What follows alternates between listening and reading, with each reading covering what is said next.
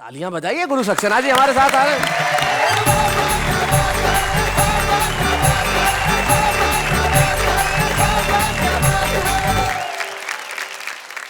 हमारे अटल जी बड़े कवि हैं, लेकिन हमारे हिंदी साहित्य की परंपरा में किसी ने भी सूर्य को कोई उपमा नहीं दी आजकल जी। किसी भी कवि ने इसका प्रयोग क्यों नहीं किया? हर कवि जानता है कि सूर्य बहुत खतरनाक देवता है। अच्छा। उसके दो बच्चे हैं, एक बच्चा है शनि, दूसरा यमराज। अब मान लीजिए कि अटल जी ने कोई उपमा शनि टाइप कर दी सूर्य के लिए, सूर्य का दिमाग खराब, बेटा शनि वो आस्कर अटल मेरे को कोई उपमा में कह रहा था, एक राउंड मारे है जरा उसके घर। बच्चों के बारे में तरह तरह की बातें हुई। मैं भी बच्चों के बीच में पूरी जिंदगी रहा, उनमें अधिकांश बच्चे मेरे अपने थे। इसमें हंसी की कोई बात नहीं है, वसुदेव कुटुंबकम, मैं तो इन बच्चों को भी अपना ही मानता हूँ। भले ही अपना योगदान ना हो, लेकिन मान लेने में क्या हर्ज है। एक बात विशेष रूप से मैं ये बताना चाहूँगा कि बच्चों की कोई उम्र नहीं होती, साइज नहीं होती कि कितने बड़े बच्चे जी। इसलिए मैं आपकी मानसिकता धीरे धीरे वहाँ तक पहुँचाऊँगा। एक बच्चे का उदाहरण कि पिताजी आप जानते नहीं हैं कैसे पढ़ता हूँ, मानते नहीं हैं। हाँ। आप तो जबरदस्ती पढ़ाना चाहते हैं, शिक्षा के क्षेत्र में बढ़ाना चाहते हैं। जब मैं रहता हूँ क्लास में, मास्टर रहते हैं पास में, प्रश्न पूछते जब नहीं बनता है, तुम्हारा बेटा तब शिक्षक से सुनता है, सक्सेना पढ़ने में बहुत ही कच्चे हो, पढ़ोगे का खाक गधे के बच्चे। पढ़ोगे क्या खाक गधे के बच्चे हो। पिताजी गधा मेरा बाप है तो आप कौन हैं? अब मैं बहुत छोटे साइज के बच्चे की बात कर रहा हूं, जिसको अभी संसार में कोई ज्ञान नहीं। जी। बेटा कहाँ गया था? पापा रामलीला देखने। आज क्या देखा बेटा? पापा ताड़ का संवाद। तूने ताड़ का देखी थी? हाँ पापा जी देखी थी। भला बता ताड़ का कैसी थी? बिल्कुल मम्मी जैसी थी। जैसे कि कॉलेज में इलेक्शन होते हैं जी। अब मैं उस बच्चे की बात कर रहा हूँ। तो बच्चों के साथ में कुछ बच्चियां भी होती, आपस में बुझा रही थी पहेलियां। हाँ। सुभाष पार्क में बैठी थी चार सहेलियां। एक बोली इस चुनाव की लहर में हलचल मच रही है सारे शहर में, लगता है विरोधियों के घड़े रीतेंगे, चुनाव में गुरु सक्सेना जीतेंगे। अच्छा। दूसरी सहेली बोली, सबका चिंतन चाहूंगा। दूसरी सहेली बोली अरे कौन से भावावेश में बह रही है, कल तक तो तू जीतेगा कहती थी, आज जीतेंगे कह रही है। भाई बहुत बढ़िया, बहुत अच्छे गुरु जी, क्या बात है भाई, वाह वाह वाह। और थोड़ी सी यात्रा आगे बढ़ाता हूं। भाई ने डार्विन के सिद्धांत की बात कही, मैंने भी कुछ विज्ञान के सिद्धांतों की बात कही जी। दो बच्चे आपस में बात कर रहे थे। एक ने दूसरे से कहा, जब कोई छात्र किसी लड़की के भावों में पूर्ण या आंशिक रूप से डूबता है तो उसके अध्ययन में कुछ कमी आ जाती और यह कमी लड़की द्वारा हटाए गए संकोच की मात्रा के बराबर होती है। बहुत अच्छे। अपने अनुभव से मैं विज्ञान से जोड़ते हुए एक रचना और पढ़ने की कोशिश करूंगा जी। जब मेरी पत्नी पड़ोसिन की नई साड़ी देखती है तो हाँ। हाइड्रोजन गैस बनकर जलने लगती। अच्छा। जब मेरी पत्नी पड़ोसिन की नई साड़ी देखती है तो हाइड्रोजन गैस बनकर जलने लगती है। उसका जलना देखकर पड़ोसिन और नई नई साड़ियां लाकर उसे दिखाती है, यानी कि ऑक्सीजन गैस बनकर उसके जलने में सहायता पहुंचाती। बहुत अच्छे।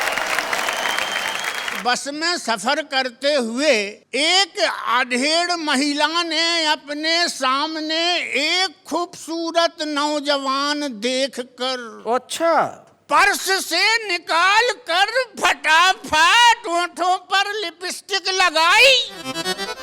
हम समझ गए कि बसंत ऋतु आई। कार्यक्रम तो हम पहले से भी करते रहे, लेकिन उस समय स्थिति ये थी कि मैंने जब पत्नी को घूरा प्रारंभ में तो वो क्या बोली कि शक से ना देखो मुझे। अच्छा, शक से ना देखो मुझे। सक्सेना। अरे वाह वाह वाह, सही, क्या बात है। शक से ना देखो मुझे, वैसे मैं निभाया है तो ऐसे मैं निभाऊंगी। लेकिन जब इतनी लंबी यात्रा 45 साल की गुजरी, अब क्या हुआ? अब क्या हुआ? हर बार जैसे लौट कर घर आते रहे, इस बार वैसा कोई भाव ना दिखाए हो। हाँ। पत्नी का भाव देखिएगा। जी, ये जी। यात्रा, खाना खाने को कहा तो बोले मुझे भूख नहीं, रास्ते में पता नहीं क्या विशेष खाए। एक मनोविज्ञान देखिएगा कि हर बार जैसे घर लौट कर, हर बार जब लौटते थे जैसे बतियाते रहे, ना तो मुझे देखा और ना ही बतियाए हो। लगता है प्राणनाथ इस बार यात्रा में जीवन का सफर सुहाना करे आए हो। बहुत अच्छे, बहुत बढ़िया। मैं दो अपने ढंग से वाक्य बताता हूं जी। सरकारी और गैर सरकारी। सरकारी क्या सरकारी? जी। एक गैर सरकारी कुत्ते ने सरकारी कुत्ते से अत्यंत दयनीय हालत में कहा, हुजूर हुजूर मुझे भी दुम हिलाने के नियम बताओ। तो सरकारी कुत्ता गुर्रा कर बोला, पहले चाय पिलाओ। विशेष छंद पढ़ रहा हूं। स्वागत। भगवान से मैंने क्या मांगा? अच्छा, भगवान से आप मांग रहे हैं। जी। मच्छर भले ही खून चूसे कोई बात नहीं, पर खजमलों से रक्त ना चुसाना परमात्मा। वाह वाह वाह। खजमल न माने तो न माने, खून पीने देना। हाँ। अच्छा। पर तन में ना जोंक चिपकाना परमात्मा। जोंक भी ना माने तो ना माने, खून पीने देना। पर काले सांप से ना कटवाना परमात्मा। क्या बात। और सांप से भी ना बचा सके तो ना बचाना मुझे, पर सदा भ्रष्ट नेता से बचाना परमात्मा। क्या बात रे, वाह वाह वाह वाह। शैलेश जी, आपसे इतना निवेदन है मेरा, वाह वाह क्या बात है, सो छोड़ कर मत इतना कैसा वाह वाह कौन छोड़ रहा है? आप तो इसी तरह यहाँ कविताएं दे जाइए, और आपको ये इतनी पसंद हो तो अपने घर ले जाइए। बहुत बढ़िया बात कही जी। एक बच्चे ने पूछा कि दद्दू फल कौन सा अच्छा लगता है? मैंने कहा भैया ये आध्यात्मवादी बात है, 4 अवस्थाएं हैं, इसलिए 4 प्रकार से बताता हूँ, सुनिएगा। कि प्यारे लगे मन में कभी बेशक बेहद बेर बनारस बारे, बेरे के बाद में नींबू व नींबू के बाद में संतरा पे मन हारे, संतरा बाद सुहाने हैं आम सुडोल कड़े कल मीरत नारे, आम के बाद है मौसम में आखिरी सिर पे पपीता लगे। एक पारिवारिक स्थिति में छंद पढ़ रहा हूँ जी। कि आधुनिक बहू ने सासू माता को फोन किया, अम्मा जी सभी को याद आपकी सताई है। अच्छा। दादी दादी की लगा रहे हैं बच्चे रट भारी, ठीक से उन्होंने रोटी तक नहीं खाई। हो। दादी दादी की लगा रहे हैं बच्चे रट भाई, ठीक से उन्होंने रोटी तक नहीं खाई है। आपके जाते ही इनको बुखार चढ़ रहा, आपकी ही याद मुझे ला रही रुलाई है। सास बोली बहू जरा एक बार ये तो बता, काम वाली कितने दिनों से नहीं आई। हाय हाय हाय हाय हाय, क्या बात है, बहुत अच्छे। एक विशेष छंद और पढ़ता हूँ जी। कि बाग में सरोवर में सरिता में ढूंढा तुझे, कहीं नहीं मिला मैंने ढूंढा हार हार के। बाग में सरोवर में सरिता में ढूंढा तुझे, कहीं नहीं मिला मैंने ढूंढा हार हार के। साधु सज्जनों से पूछा, चक्कर लगाए खूब तेरे लिए, मंदिर मस्जिद गुरुद्वारे तेरे लिए चक्कर लगाए खूब, मंदिर मस्जिद गुरुद्वारे के। पड़त ना चैन याद आए दिन रैन, पड़त ना चैन याद आए दिन रैन, मुझे पल पल बीते सदियों से इंतजार के। और ढूंढने से ना मिला तो खुद दर्शन दे दे, 10,000 रुपये लौटा मेरे उधार के। और कभी कभी बुद्धि चकराती है, खासकर इस उम्र में। कैसे चकराती है बुद्धि चकराने के मैं आपको कारण बताता हूँ। बताइए सर।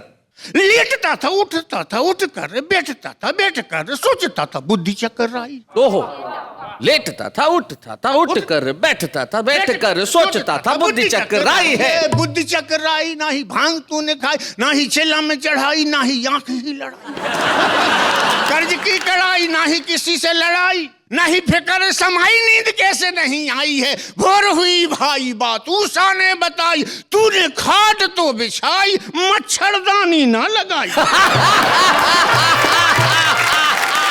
और जिस कविता के लिए विशेष रूप से कहा जा रहा है, ये श्रृंगार के माध्यम से अपनी हास्य की कविता है जी।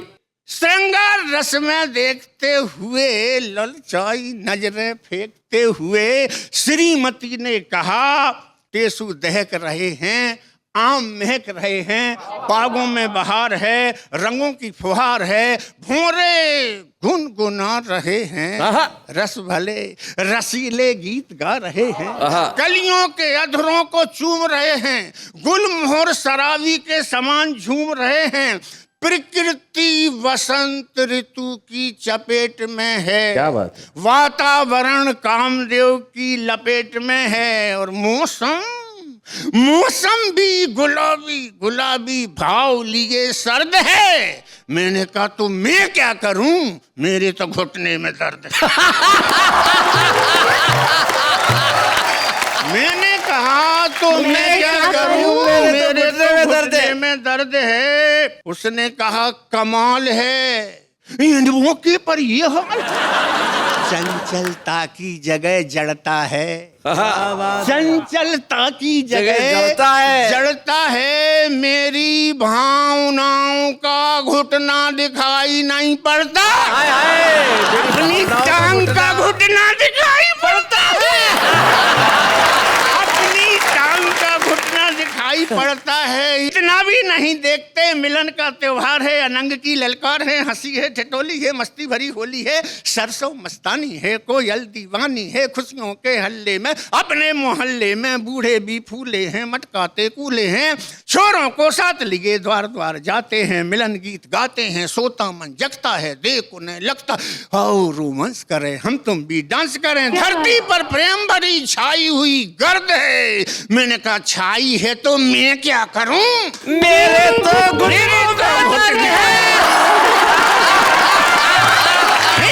घुटने में दर्द है। बार बार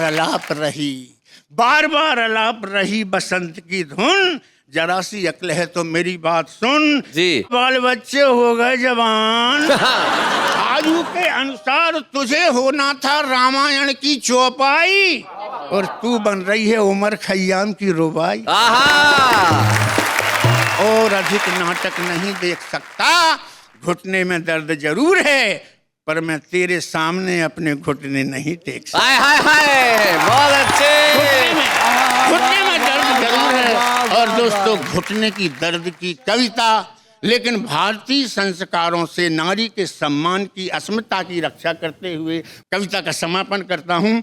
घुटने नहीं दे सकता, चली जा जहां मिले तुझे अपने सुख सुविधा की छैया। तो उसने घबराते हुए कहा, सैया क्यों घबराते हो, भारतीय नारी हूँ, हर दुख काटने की यारी हूँ। भारतीय नारी हूँ, हर दुख काटने की यारी हूँ, तुम्हारे ही गीत की रागनी हूँ, सुख और दुख की सहभागिनी हूँ, इसलिए तुम्हारे सांचे में ढलती हूँ, अभी दर्द की दवाई लाके मलती हूँ। क्या बात है। अंतिम पंक्तियों पर विशेष ध्यान चाहूंगा।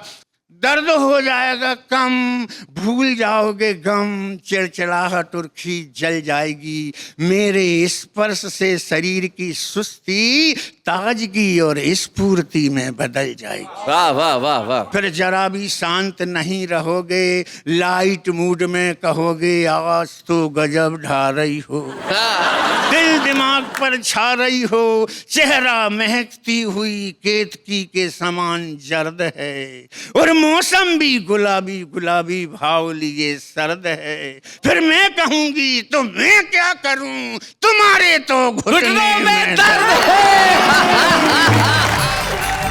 अशोक भाटी जी बता रहे थे कि गाल पोपले क्यों बूढ़ों से प्यार करें। ऐसा नहीं है, केवल भूगोल से काम नहीं चलता। मैं भी बता सकता हूँ अपना अनुभव। पड़ोस के छोटे पप्पू को चॉकलेट खिलवाता था, फेरी वाले से ने उसको गुब्बारे दिलवाता था, वही जतन से ले जाता था मेरा लेटर तेरे पास, और वापसी में लाता था तेरा मैटर मेरे पास। किसी माध्यम से हमने इजहार किया, इकरार किया, कब कैसे क्या करना होगा, बैकग्राउंड तैयार। इसी बीच कुछ लोग पड़ोसी अपनी लीला जान गए, हमको नीचा दिखलाने की मन ही मन में ठान गए, तेरे घर के सुधा सिंधु में सबने ही विष घोल दिया, पापा जी के आगे अपना कच्चा चिट्ठा खोल दिया। अपने उस मन की बगिया के सारे खिले सुमन सूखे, और छीन लिया तेरे डैडी ने पत्र हाथ से पप्पू के। पप्पू के रो रो कर पप्पू ने उनको सारी बात बताई थी, मचा बवंडर तू सब लोगों द्वारा गई सताई थी, मोहनजोदड़ो जैसी तेरे घर में हुई खुदाई थी, मिले पत्र भारी मात्रा में, संख्या 82 पाई।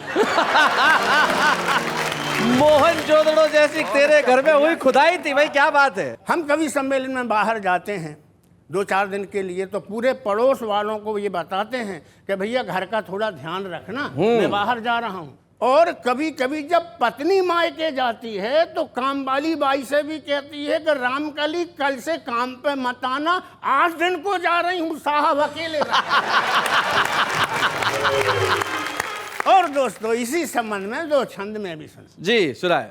क्या है कि इस उम्र में केवल एक काम होता है, केवल शिकवा शिकायत, केवल शिकवा शिकायत, और कुछ नहीं होता। और उसमें बात बढ़ती जाती है जी कि बची ना उमंग, बीमारी में टूटे यंग यंग, करो मत तंग, विचारों को जरा मोड़ दो। हाय हाय हाय हाय क्या बात है। बची ना उमंग, बीमारी में टूटे यंग यंग, करो मत तंग, विचारों को जरा मोड़ दो, खेत में तुम्हारे भी सफेद घास उग आई, गाढ़ी है ढलान पे प्रभु से नाता जोड़ दो। हाय हाय हाय हाय। माला सरकाओ चाहे मंदिर को जाओ, चाहे पोते को खिलाओ, वासना का घट फोड़ दो, सुख चैन चाहते हो घर में अगर आप, तो बुढ़ापे में चमन प्रयास खाना छोड़ दो।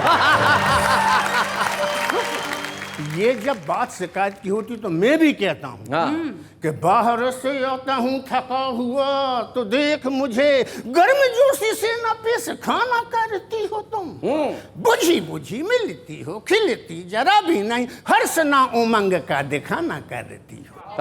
काफी सताने के बाद कभी कभी मुश्किल से जिंदगी का सफर सुहाना कर देती है। आज ये जब शिकवा शिकायत होती है तो लड़ाई होती है, उस लड़ाई के बीच की क्या परिस्थिति बनती है कि एक दिन पारिवारिक कलह के कारण शरीर से पाने को निवारण हमने शाम के 5 बजे आत्महत्या के मूड में जहर की पुड़िया निकाली। अच्छा, मूड में समय का ध्यान रखें। पत्नी ने हमेशा की तरह क्रोध की दृष्टि डाली और कहा, गजब कर रहे हो, शाम के 5 बजे मर रहे हो। गजब कर रहे हो, शाम के 5 बजे मर रहे हो, क्या चाहते हो पूरी रात रोते हुए बिताऊं? गुरु भाई बाबा, शोक में पतिव्रता धर्म निभाऊं। अरे कोई काम तो ठीक समय से करो। क्या बात है। अगर मरना ही है तो सुबह चाय नाश्ता करके आराम से मरो। और ना भी मरो तो ऐसी कौन सी जल्दी है। ऐसा तो है नहीं यार कि यमराज की कोई आखिरी गाड़ी चल दी। सोचो, वेतन लेने में केवल 8 दिन बचा है। क्या बात है। क्या वेतन लेने में केवल 8 दिन बचा है, वैसे ही हाय तौबा मचा है। मजबूरी के आगे झुक जाओ, जैसे इतने दिन रुके रहे 8 दिन और रुक जाओ भाई। क्या बात है, बहुत अच्छे। जैसे इतने दिन रुके रहे 8 दिन और रुक जाओ।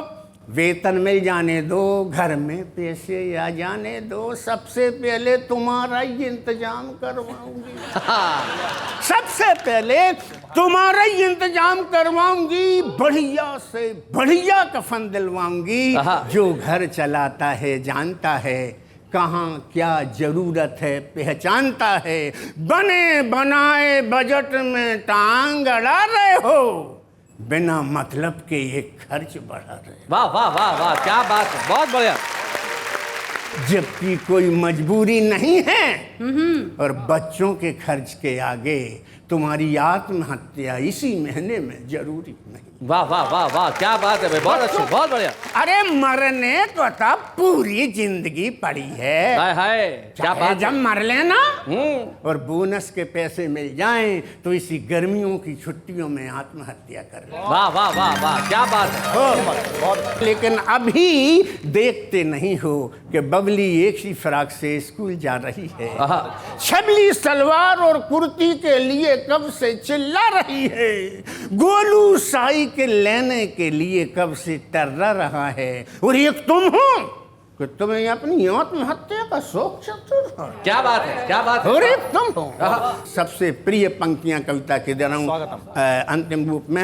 हम किस्मत के खोटे लोग हैं, हैसियत के छोटे लोग हैं, परिवार को इस तरह मुसीबत में कैसे डाल सकते हैं। हमारी ये हैसियत तो जीने तक की नहीं है, आत्महत्या जैसे ऊंचे शौक कैसे पाल सकते। भाई वाह वाह वाह, बहुत।